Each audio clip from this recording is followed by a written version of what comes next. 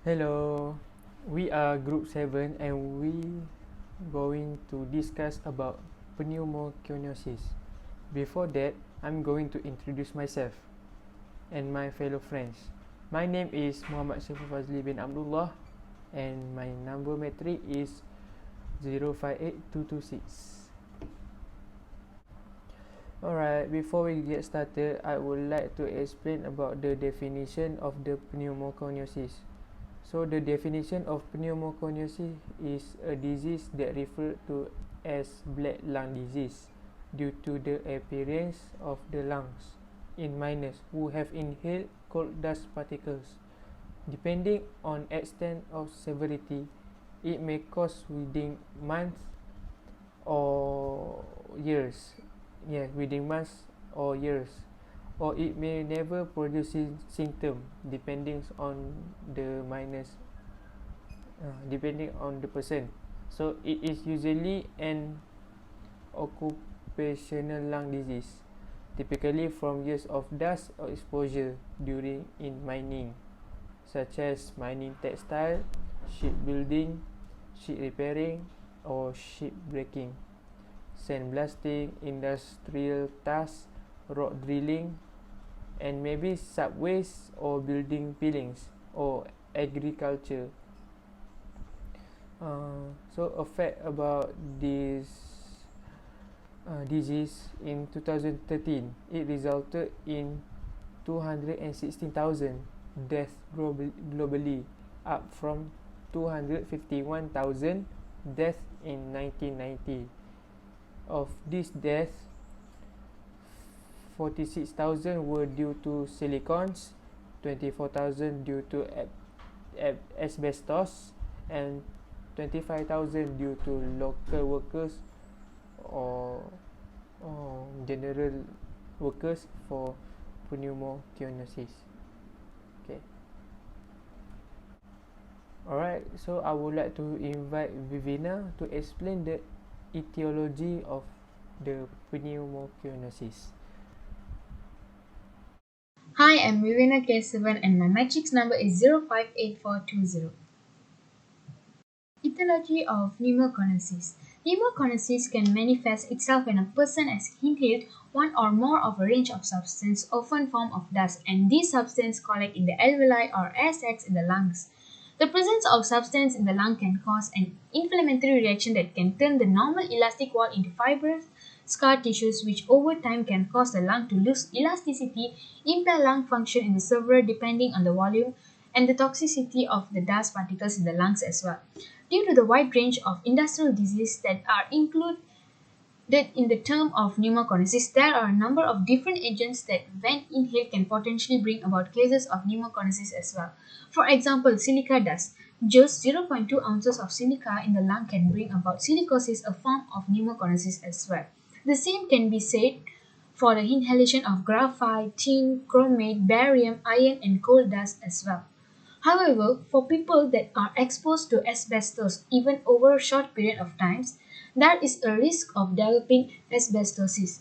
This type of pneumoconiosis can be very severe even with low exposure time, and asbestosis has also been linked with cancer of lungs as well. Other than that, substances such as sulfur dioxide, ammonia, nitrogen dioxide, chloride, and acid, when absorbed by the lung, have also been known to uh, cause lung disease as well. These substances can scar delicate lung tissues and contribute to build up of fluid in the lungs, which can be very dangerous to the server as well also. Other than that, organic dust such as spores of molds from hay, mulch, mushrooms, and barley can cause a severe allergic response in the server if exposed for a prolonged period of time, and this can produce lung disease as well. Biocyanosis, which is a form of pneumoconiosis that is prevalent in the textile industry, can be caused by the inhalation of fibers of cotton, flax, or hemp, which promote the release of histamines that effectively narrow the passages, causing difficulty in breathing as well as that also. So these are the etiology of pneumoconiosis.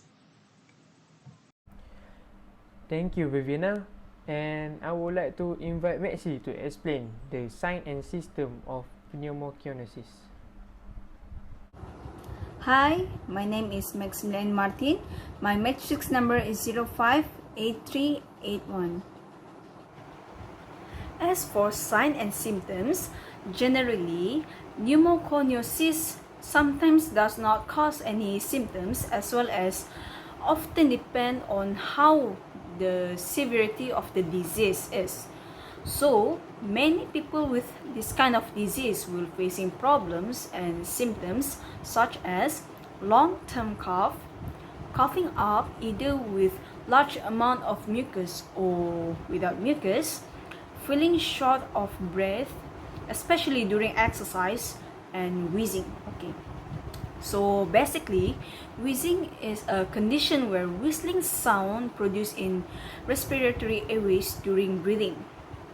So next, patient may get other symptoms as well, depending on what type of pneumoconiosis they are facing.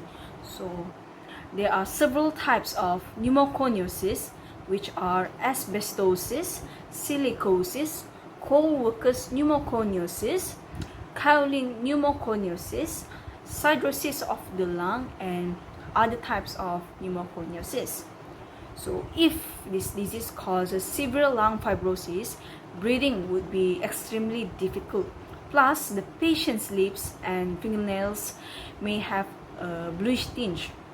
Besides, if this disease has get very severe as well as gotten advanced, there also may be signs of swelling of body limbs caused by too much strain on the heart.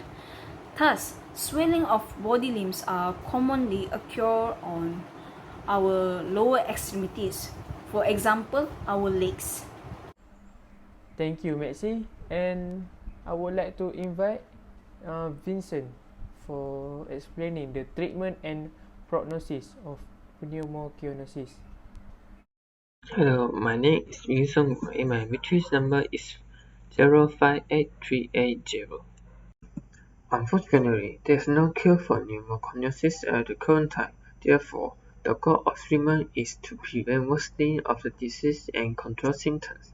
Medications such as inhalers are needed, especially for those who also have chronic bronchitis. Inhalers allow medicine to be delivered and absorbed in the lungs. Oxygen therapy may be needed too, especially with progressive massive pulmonary fibrosis. The victim breathes in extra oxygen that's stored in a tank or other device through masks of bronchs in nose. Pulmonary rehabilitation can be helpful in teaching people how to cope with the symptoms of pneumoconiosis. It prepares an exercise program just for victims to be less breathlessness and less tired, and provides techniques in breathing, taking medicine, and talking with healthcare providers. In very rare cases, a lung transplant is the only option with end-stage pneumoconiosis. Before lung transplant, lots of testing are needed to make sure the victim is healthy enough for the operation. The rate of lung transplants that are done for pneumoconiosis has been increasing, and this supports the rising prevalence of severe pneumoconiosis. Measures to prevent worsening or complications are critical in managing pneumoconiosis. This includes not only reducing exposure to coal dust, but exposure to other metal dust. Smoking cessation and avoidance of secondhand smoke are of course important. The pneumonia vaccine and flu vaccinations are also important, as contracting flu and pneumonia will seriously exacerbate the condition. The prognosis of pneumoconiosis depends on the extent of the disease as well as further exposures. Simple pneumoconiosis is stable and progresses slowly over a prolonged period. However, complex pneumoconiosis, which is progressive massive pulmonary fibrosis, can progress rapidly, get worse anytime, and may lead to premature death. Besides, based on a study by Majura J. Wu J. Berkeley D.J. and Weissman D.A. in 2018, years of potential life loss, a measure of the toll the disease takes. has been increasingly likely due to the increased severity of pneumoconiosis in recent years. Alright, that's all from us. We hope that everyone understand a bit about this lung disease, which is pneumoconiosis, and thank you for all of our members for explaining the lung disease of pneumoconiosis. Alright, that's all from us. Thank you. Bye bye.